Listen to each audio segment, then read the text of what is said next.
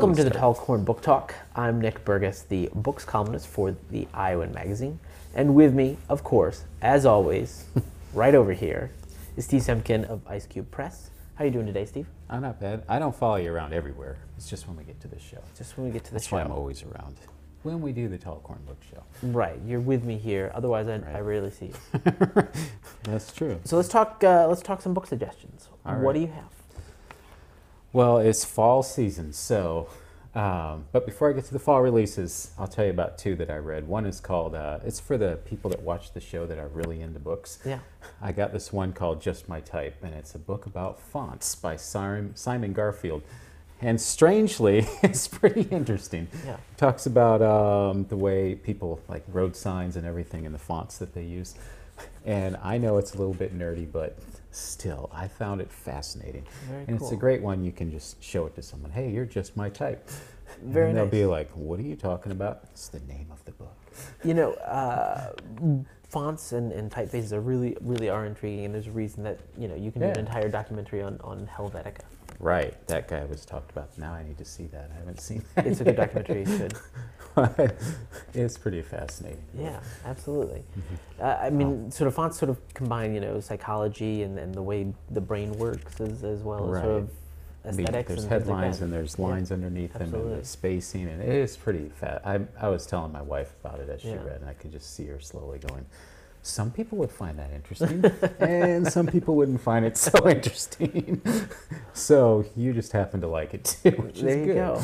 So tell your type friends All right. that you found a great book. Just My Type. Just My Type, Simon Garfield.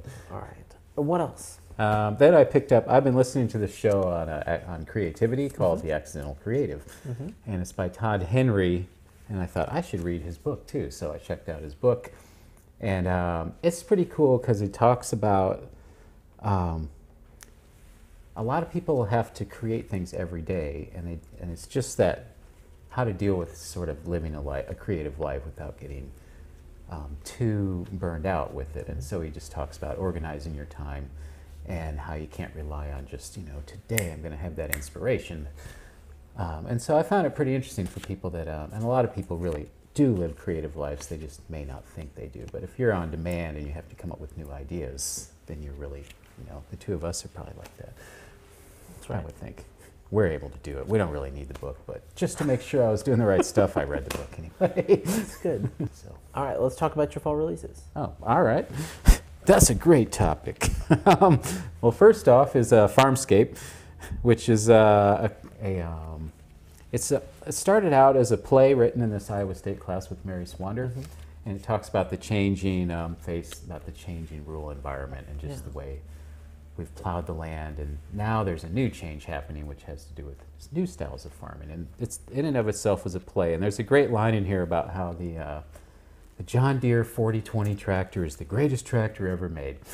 And I read that and I'm like, I don't know about that. They're like, no, it's sexy. The tractor was great. And then when the guy delivered the books for me, and I said, oh, did you used to be in farming? He's like, yeah, I farmed up until about 5 years ago, my whole family. I said, well, just out of the blue, do you think the John Deere 4020 tractor is really a great tractor? And he literally was like, oh man, that was the greatest tractor ever. And he goes, we could never afford one. We had a Ford, but we were always envious of the 4020 John Deere. And so I sort of took that as a great endorsement for this book. Forget about all the things on the back cover. Just trust the deliverer of the book. So this one's just coming out on October 4th. There's going to be readings around, there's one at Prairie Lights on the 25th of October, and then one at the Nubo, that new bookstore in Cedar Rapids, Nubo Books, on the 17th of November. And they're going to do a whole performance on at the Nubo Books. Like a staged reading? Yeah. Cool. What they like. And the rest of this book is also it's a collection of essays by people that were in the play, talking about how they put it together, because it's a community thing. And so they have maybe 20 members in the cast, and then they bring the local weather people or the school superintendents or whatnot to read. And so it becomes a real community event. So there's some essays about that, and then there's some about just the fate of farming. It's I think it's a good collection for people to read, especially this time of year as we go into our drought-ridden farmscape. Then I have another one called Holding My Hand Through Hell, which is a true story of one lady's finding hope and inspiration through the hardships of her life.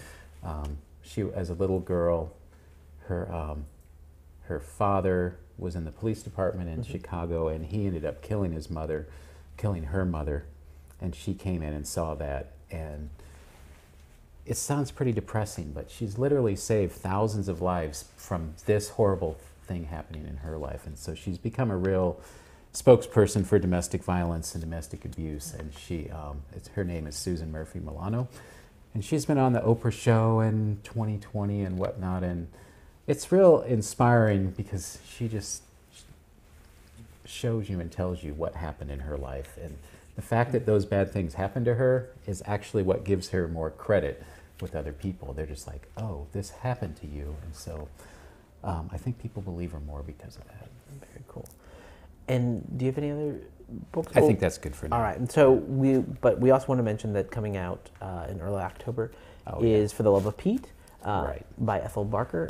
I've wrote a little intro for you if you don't mind. She's an author and a retired educator who's living right outside of Iowa City. This is your first book. So first, can you give us a brief synopsis of For the Love of Pete? Well, it begins in the Lower East Side of New York City in 1880 with three young children, two sisters. One is 7, one is 14, and they have just witnessed the murder of their mother, and they ran away from their tenement apartment, and now they're living on the street, and they make friends with Pete, our hero, and Pete buys food for them. They become great friends.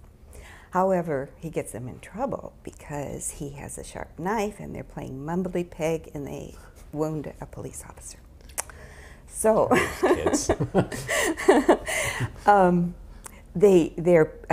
Pete goes to jail. Terrible, the Tombs is a terrible prison. And the girls go to an orphanage. And eventually Pete winds up in the orphanage as well. And this wonderful minister who wants to save poor street children decides to send them on the train, and this is a historic thing that actually did happen, but these are fictional kids, and they are taken to Iowa. Children are let off all the stops all the way, but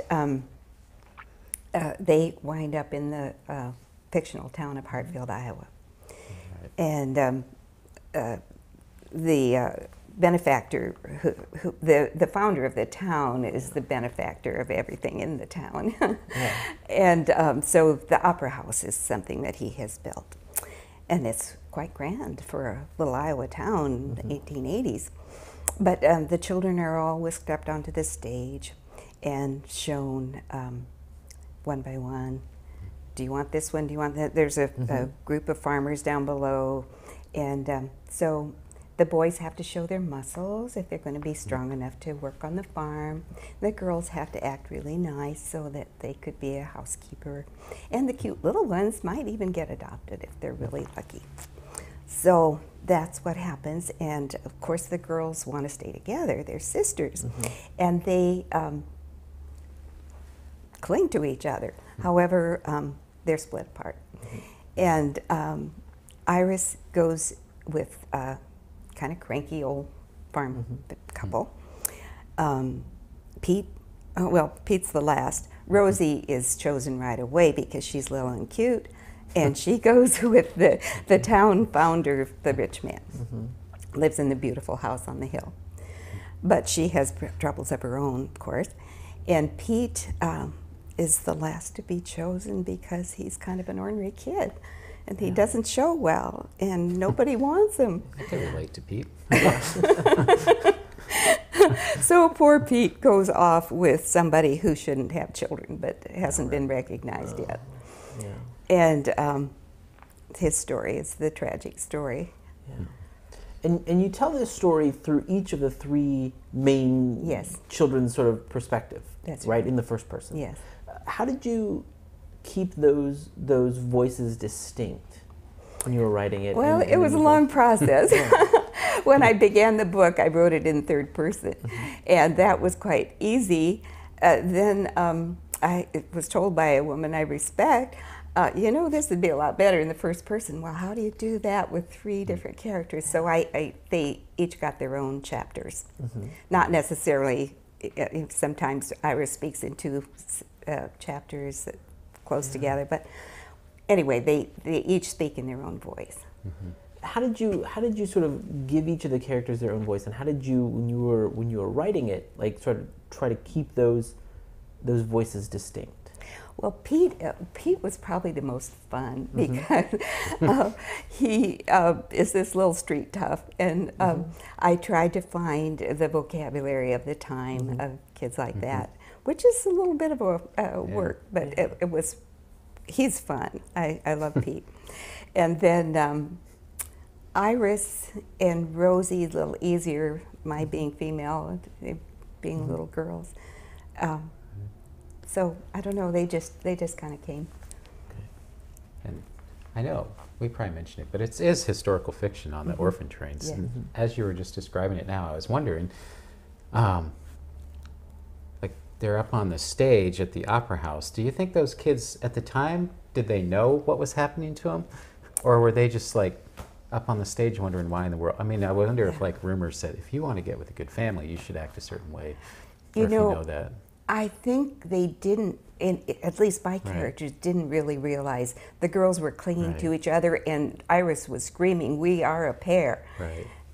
Which the Mr. Jackson, the cruel guy up there, says, "Stop it," and he splits them apart. So like no rumors had sort of spread amongst like previous amongst kids. The like, kids. Right, like if you really want to go to a good house, get a good smile on there or something. Well, they should have, except they were all in the same boat. They were all they all just fresh from the slums and didn't know what was happening to them. Right. Yeah, it is. It sounds, and it's about 1880s. Did you say that? Yes. Is that? Yeah, right. Yeah, the year 1880. Right. Ends in 1881. Right, but just the whole orphan train era, sort of. Yeah. Well, it's a long era. Right, because I hear people tell me that they know that someone in their family was part of that also. It's very interesting how many people you find in Iowa. Iowa was a big state for that. But this movement started in 1836, I think, and ended in 1929. So there are a few survivors still. So let's talk a little bit more about sort of this orphan train phenomenon. What was sort of the idea behind it, and what exactly happened?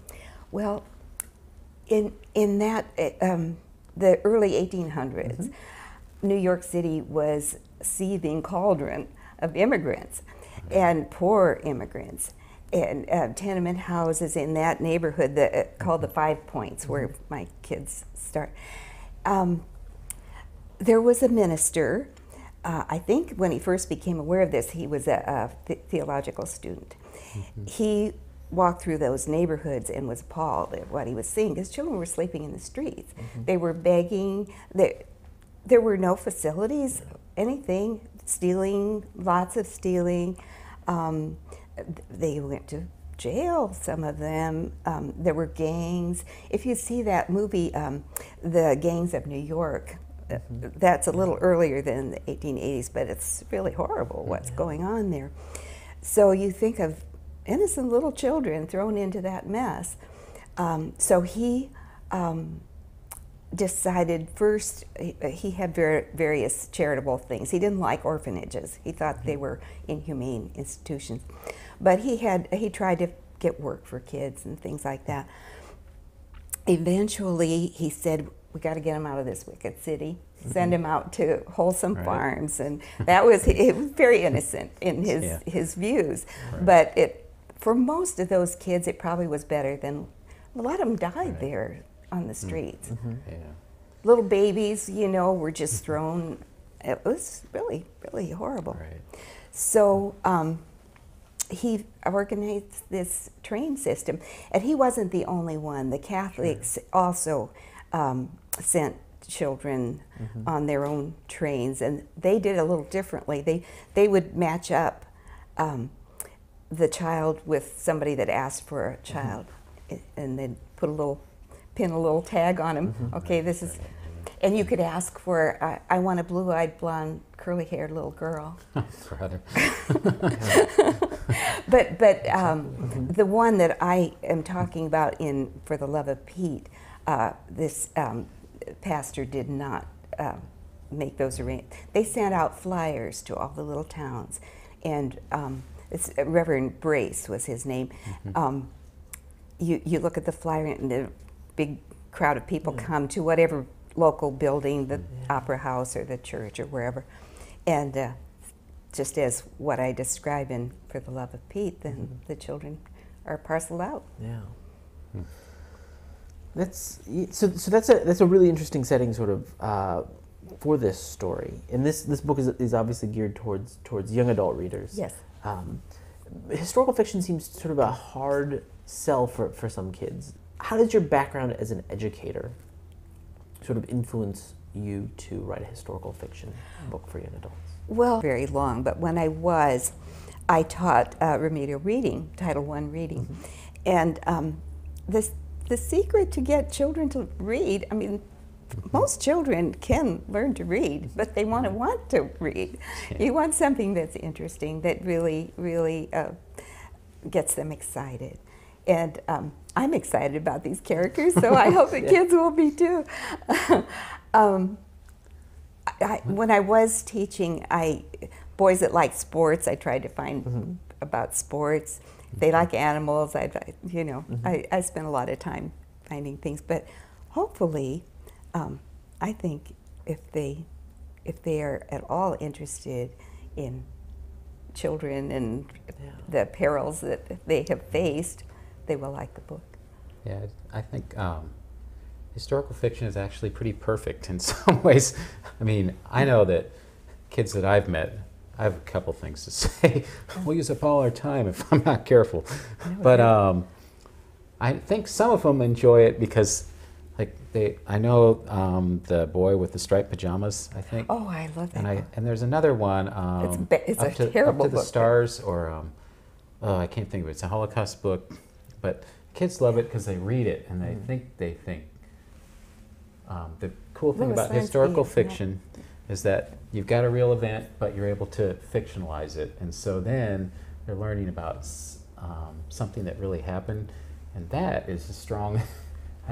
But there's something about the fiction of it that allows it to become more creative, and I think the kids they're learning without even learning two things at once. I think it's pretty fascinating how it works. I'm not really sure how it works either, but.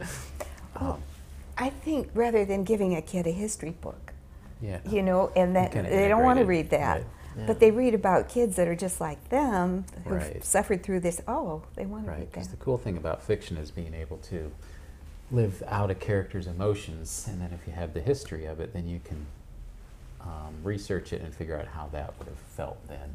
I think the kids can, I think historical fiction is best if there's a problem, though.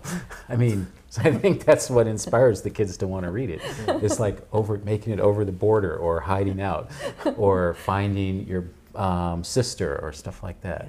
I mean, I think that's the historical part about it, because I know when I watch a movie that it's based on a true story, for some reason I'm more involved in it, even though I know it's probably not literally true. For one thing, the actors probably look better than the characters did. Well, yeah, it's hard to present history without personalizing it. Yeah, And fiction but can I think do that's that. the good part, right? It's a really good point. So, this is your first book. How long have you been sort of working towards this first book? People ask me that, and I can't remember when I started writing it. It has been a long period that I was at it, and periods in between. I'd start it, then I'd get busy doing something else. I'm much more focused now. Now that I found Steve, I'm much more focused. Actually, I'd be curious. Like, you've always been in writing groups and stuff, but did you ever this is going to now that you have a book out, I can ask you this question. I mean, did you always want to be a writer? I mean, were you really wanting to do it, and then this happened, or was it just, I mean, what inspired you to be a writer throughout time? I have always loved to write, Right. but I never thought about a career in writing or anything Right. like that. I just thought, oh, it's so much fun. Then, oh, that's a long time ago now, but as an adult, I did send a few things out and got rejections right away. Then, oh, I'm not doing that. Well, Then I met Steve. Right. I didn't reject anything? So tell me how you met Steve. Oh. I met him 2 years ago in July at the Summer Writing Festival, or what do you call it? Iowa City Book Fest. Iowa City Book Festival, and he was giving a talk with some magazine publishers as well about how to get published in Iowa. And at the time, Steve was not, and I don't think he is now, accepting submissions. Oh, I am. I'm not taking submissions. You're right. I wasn't then, and I'm not now. So, for the record. So I figured, this is going to be really hard. So I asked him if he'd read. I asked him if he'd read 5 pages, and he wasn't real sure, but I sent him 5 pages. And he, the next time I met him at Prairie Lights book reading, he said he'd like to see my manuscript, and that was quite wonderful. Yeah. See, authors, that's how it works. Yeah. Just bug me. I'm just kidding. So what did you see in those 5 pages that really caused you to chase her down? Because the way Ethel described it to me was, she was actually, I think there was Prairie Lights 3. I think the first festival, you might have been with some friends of yours or something, and they were all interested in writing. And for some reason, we were all joking around. Then I saw you the next summer. I was like, oh, I thought you were going to send me one of those books. And I don't know if I didn't think you were really going to send it or not, but I still, for some reason, I decided that you seemed like you really had written something, or you were really writing it. And I don't know, I just decided I wanted to see what it was. And it was, and 99% of the time, no one really has anything.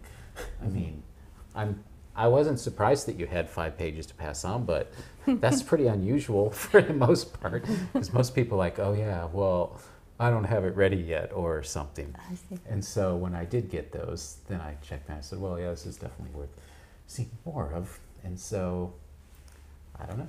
I mean, I think that I'm open to a lot of different things, and I don't know, you just sort of fit the mold of exactly what I was looking for. Someone that's enthusiastic about their writing, has put a lot of time into it, and actually had it finished, so that always tells me that they really are going to go through with it. And if you ask them for the rest of it, and they really get it to you, you're like, all right, I can actually count on this person. Because the worst case scenario for a publisher is, there's lots of them, but one is that you do find a great idea that you want to do, and then the person that supposedly had it done doesn't have it done. And so then you're like, oh, well, now I have to find something else. I don't really know. It's hard to tell what attracts me to one book and not another.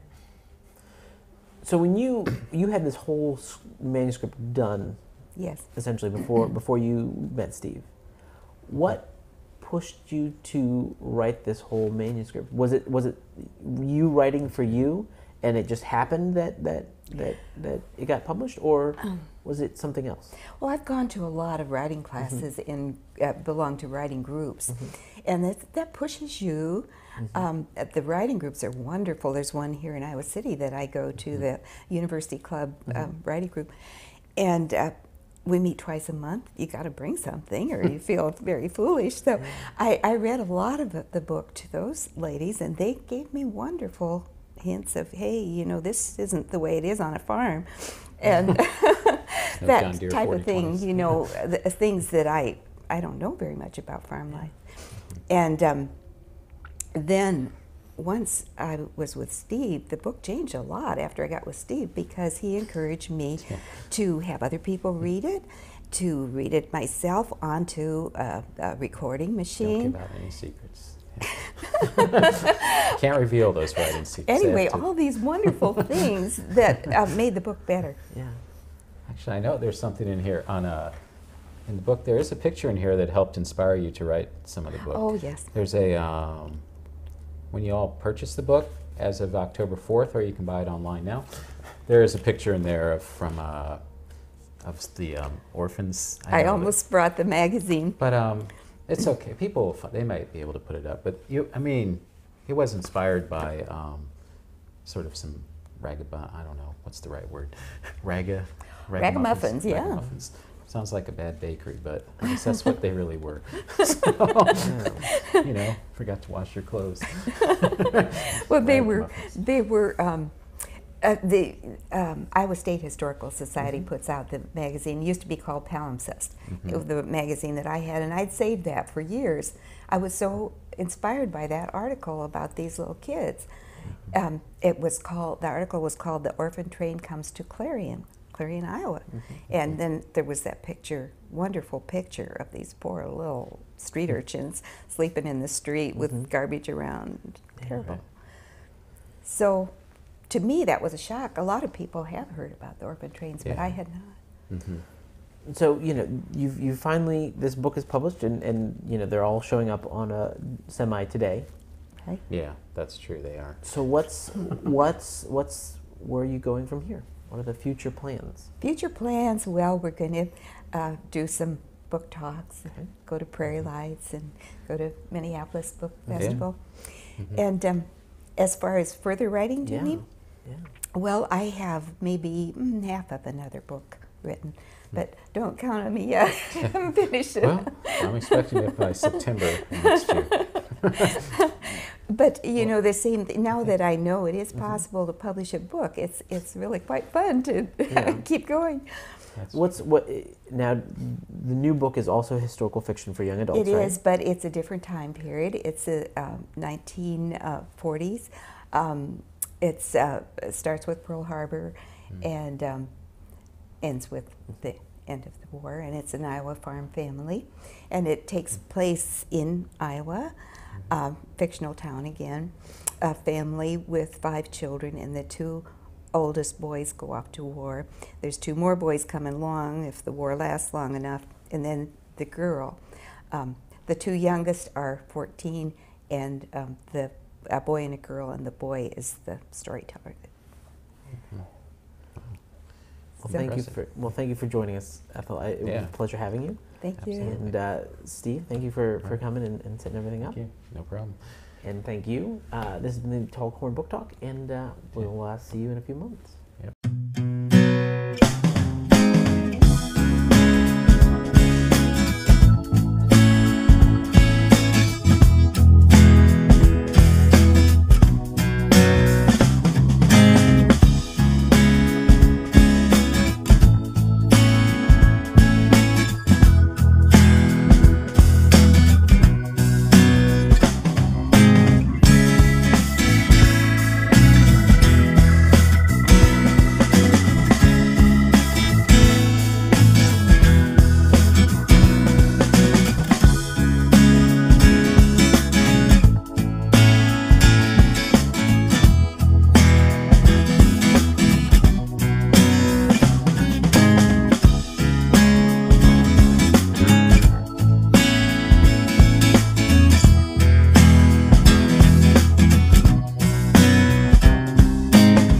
Welcome to the Tall Corn Book Talk. We should call it the Drought Corn Show this time.